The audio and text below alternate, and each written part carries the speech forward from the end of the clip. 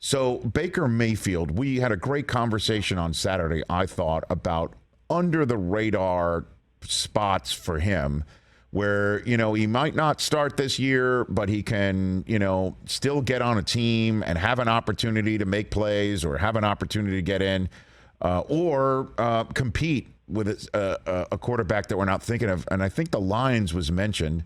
I think I mentioned Tampa. I forgot who you mentioned, but walk me through what you think the options are for Cleveland right now and then where Baker could sneaky wind up. Daniel. Yeah, I think the options are they're going to have to eat almost all that money and get a low pick, or they're going to just have an outright release him. And when you look at the teams, I don't know how. It's funny, we did the conversation with Pete Carroll, and I came away from that thinking kind of ambiguous. Like I didn't think one way or the other, yes or no.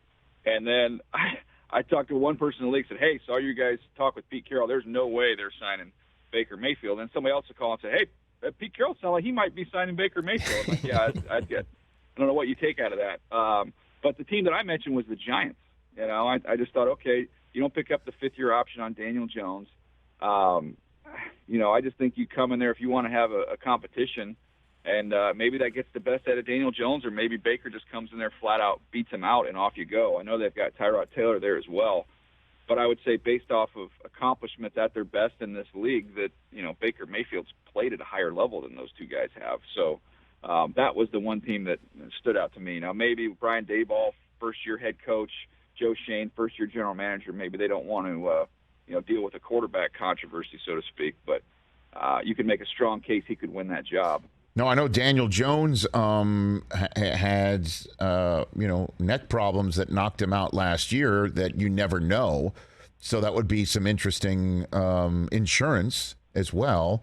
But doesn't Tyrod Taylor have some history with the Bills? Obviously took him to the playoffs before Josh Allen got there.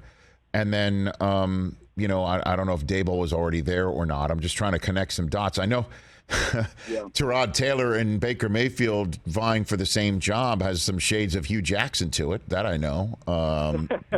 That would be something else. I forgot about that one. Oh, yeah. I can never forget that Tyrod Taylor was constantly starting and then instead of Baker Mayfield, and then on a Thursday night when the Jets had Tyrod Taylor all bottled up and knocked him out of the game, Baker Mayfield's legacy was born. I remember that on a Thursday night.